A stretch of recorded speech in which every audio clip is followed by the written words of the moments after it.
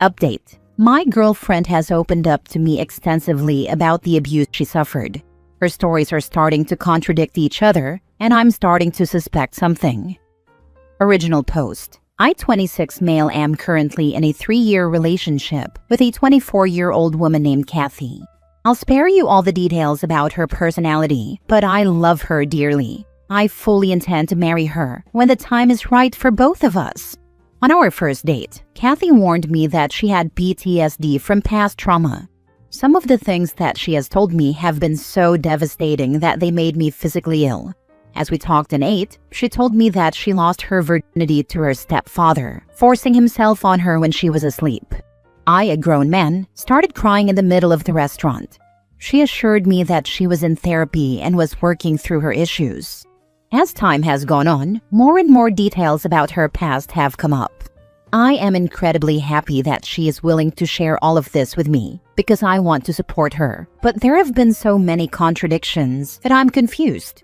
I don't even know how to bring them up. Here are several of the ones that make the least sense.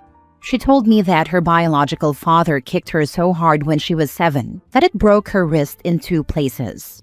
Later, when we were taking a bike ride together, she said, "I've never broken a bone and don't intend to now." She told me that her mother used to put a belt, a stick, and a wrench on the table and tell her to choose. She said she picked the wrench because F her, that's why. This is a scene from Good Will Hunting, told almost verbatim. She has no marks or scars from this. She told me that after her stepfather abused her for several months, she lived for her grandparents for the rest of high school. Later, she contradicted herself and said she was homeless and couch surfing for her last 2 years of high school. She told me that she dropped out of high school because she had to escape from a gang who was trying to make her work as a prostitute. But when I met her, she was a student at a reputable university. She never went to community college. I don't think it's even possible to get into a school like that with nothing more than a GED. She told me that to cope with her past trauma, she did almost every drug and was barely sober for more than a week for 2 years. Later, when we smoked weed together, she got super high and said she had never tripped harder. I don't think someone who has done LSD and mushrooms would say that after smoking pot. It doesn't make sense. I feel like a monster for asking, was she even abused? I could understand 1 or 2 contradictions based on some inaccurate memories, but really? Why the movie scene monologue? Why does everything point to her having a privileged upbringing with a brand new Range Rover she bought as a freshman and fancy college degree with no debt? I don't know how to bring this up or how to make sense of any of this. I can't bring the issue up because if she was abused, it would crush her to be doubted. Now for the top advice before reading the update. Compulsive liar by the sounds of it. Knew a few in college with the exact same kind of track record. The girl in the dorm room next to me only got caught when an RA called her mom to say the girl needed more support, given the recent death of her uncle, and mom said she never had an uncle.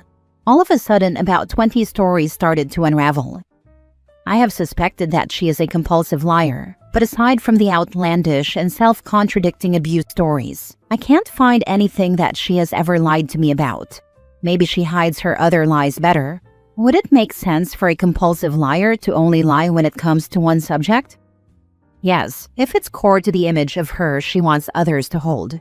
Some people lie about everything. Some people lie to shape how the world views them. So this sounds almost identical to my sister. We are unsure if she's a pathological liar or if she's having delusions. She's been known to lie about things, but it got to a point where she was claiming she was molested by a family member and was saying things that were contradictory, not possible, or was copying stories I had told her of my abuse. No one wants to think that someone would lie about something like this. From what you've been saying, it seems to me like your girlfriend is lying. I was abused as a child until I was in my 20s. Some things you get mixed up because memory is easily manipulated, but not the sort of things she was saying, especially not the things that happened in high school. Or she's just so delusional that she believes all these stories she's sharing.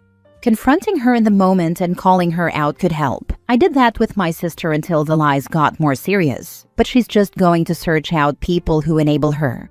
If you start questioning her stories, she's likely lash out saying how could you question someone about the abuse she went through, or find other people who won't question her.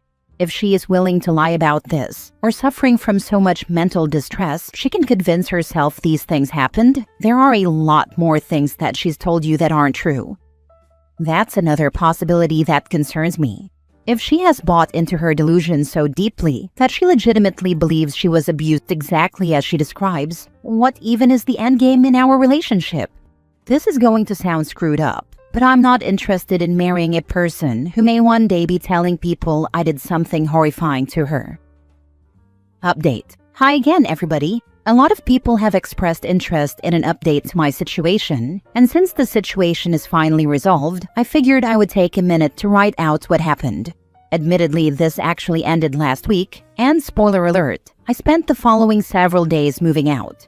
I haven't had a chance to update. A whole lot of thoughts on the matter have been stewing, so I'm afraid this is going to be long. For those of you who just want to know what happened and move on, she lied. We broke up. She tried to save our relationship by lying. I have ghosted her. So, after reading through nearly every single response to my post, I came to two conclusions. 1. My girlfriend was lying about, at the very least, the extent of her abuse. And 2. She was only going to continue escalating these lies unless I put a stop to it. Many people told me both in comments and DMs that if I were to directly confront her about my suspicions, she would immediately gaslight me or deflect by calling me a monster for not believing her. I agreed this was likely, and so I went the route of stalking her on social media. I'm not proud of it, but I spent well over 10 hours stalking her on Facebook. I hadn't logged into Facebook since early in our relationship, but she seemed to be using it fairly often. Through my search, I discovered two things that she couldn't possibly explain away. She has another Facebook she uses for close friends and family. The Facebook page she has me on is reserved for friends from online games, giveaways, and so on. This all came to light when I started messaging her Facebook friends. I sent them a copy-pasted message. Hey, I'm Kathy's boyfriend. I know this is out of the blue, but would you mind if I asked you a question? I wanted to get her a gift and was hoping for a bit of advice. The majority of the people didn't respond. Fair enough. I assume many of the messages got automatically filtered. Of those who did respond, the vast majority didn't really know Kathy, or only knew her online or didn't remember her at all. It was bizarre. Where were her college friends? Her not having high school friends would be right in line with what she told me before, but I know she has friends from college because she hangs out with them regularly. Or at least she did until we went into lockdown. Eventually, I figured it out. She had another Facebook. It was a total stroke of luck that led me to it. She happened to have one single friend who was on both of her Facebook pages. And when stalking her friend's friends, I found my girlfriend's second page. On her real Facebook page, everything she told me completely unraveled. Dozens of high school friends. Pictures from her high school days, ranging from class trips to dressing room pictures of her trying on new clothes to her sweet 16. Pictures with her parents with whom she seemed very happy to be having her picture taken. Pictures of her standing in front of a very large, very non-ghetto suburban house. Then I found the picture of her standing in front of her brand new Range Rover. At this point, I had already decided our relationship was over. There's no explaining that. If she had mental illness so severe that she had deluded herself into believing everything she told me, she needed therapy, not a boyfriend. If all of those stories were just plain old lies, I wouldn't even know what to feel.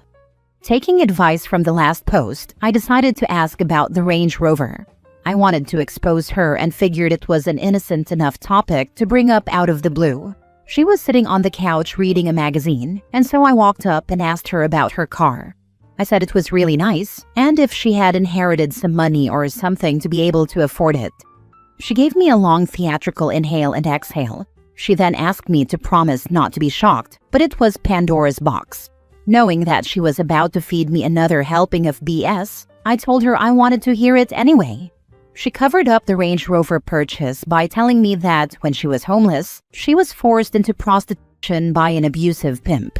She said that with the money she saved by overcharging clients and hiding tips from him, she was eventually able to afford a car. Then she asked if I still loved her despite her past.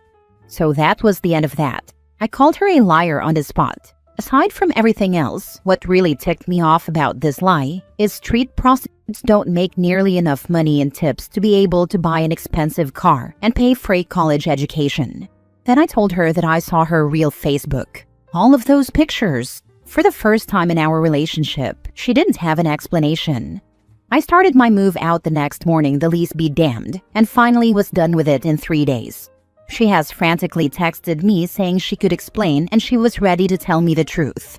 Yeah, the truth. I'm almost tempted to ask her for it just so I can experience another wild tale. Maybe this time it being about her experience with witness protection on the run from the mafia or some other ludicrous story. Thanks again for all of the advice and help, everyone. I feel like a total idiot for wasting 3 years of my life with her, but I have high hopes for my future. I'm going to take a break from dating for a while though. Right now, I'm staying at a buddy's house who has been nothing short of amazing. She does not know where I am. Not to judge you here, but how the heck did this relationship last 3 years? In all this time, did she never go home to visit family? Did you know any of her friends? I get you didn't want to press her about her traumas, but damn. Also, like a lot of others have said, you better get your alibi straight now. You will likely become the victim of her next lie. She'll be angry that you broke up with her and tell people that you abused her. I'd try to secure evidence of her lying habits. Either record a conversation or get it in writing. My boyfriend was in a relationship like this for 5 years. She claimed to be abused and all sorts of stuff that didn't line up over time. She was also very manipulative and demanding of him, which I don't know if that was also the case for OP. I asked him the same thing. How did it last so long? Basically, I think love bombing in the beginning was the biggest factor. My boyfriend kept thinking it could get better if he fixed himself. She also wore him down with her stories and justifications and blamed him for misunderstanding. So he didn't trust himself and thought poorly of himself. So he got depressed and kinda gave up on life thinking he was so messed up, never questioning her actions. One thing I don't understand is you mentioned the Range Rover in your original post, but I don't see it referenced in any of your stories. It sounded in this post like seeing her with the Range Rover was a surprise, but it was just that she got it as a teenager. Also, have you contemplated messaging her parents? It's kind of surprising that somebody with all of those stories wouldn't have her Facebook locked down. I would almost post something and tag her. The whole thing is so weird and sick. I'm sorry that you experienced it. And yes, if you've been on this ride for this long, I would be curious to know what the truth really is. The Range Rover thing was because despite her roller coaster teens, she somehow was able to afford it, brand new, from her first year of college. That made no sense to me. She never really went into detail about it, and I never asked until I decided to confront her about it. I know this is a controversial take on Reddit, but people like Kathy are the reason I back away slowly when someone trauma dumps on me on first meetings, both in real life and on the internet. I have extreme skepticism when people present stories of horrific abuse at initial meetings. And it's really bizarre that I've had to develop this policy, but there you go. I wish I had seen this before I met my ex 2 years ago, Limao. On our first date, she did some trauma dumping on me about how her previous boyfriend was a narcissist and abuser who had threatened her and her son's life. She went into great detail about it too. Fast forward to our eventual breakup, and she was staying with me for a few weeks until her new apartment was done being furnished. We break up because, quite frankly, she was glued to her phone at every waking hour, to the point where I took her out to dinner the night before and said literally nothing for 2 hours, and she didn't notice. She also would never stop talking about her ex. Everything we would do, she'd have a comment about him. Anyways, long story short, I tell her we're done and she starts demanding I pay for a hotel for her until her apartment is ready, but I say absolutely not. Next thing I know, she calls up her ex and starts venting very loudly about me to him, saying the exact same things to him that she had said he did to her. Guy got suckered into paying for her to get a hotel, while I was counting my blessings for realizing how manipulative she was, and thanking all the gods for dodging that bullet at the end. Last story. Tonight my 4-year-old nephew broke through every piece of armor I've put on, and every wall I've built. I deflect. A lot. I'm a bartender of 10 years, 34-year-old straight male, past relationships that all have ended, For the most part, all clean breaks, which make it suck even worse. We both realize we're not meant to be each other's forever person. I feel that's because I deflect. I'm always trying to make a joke, appear strong, or change the subject when things get too real.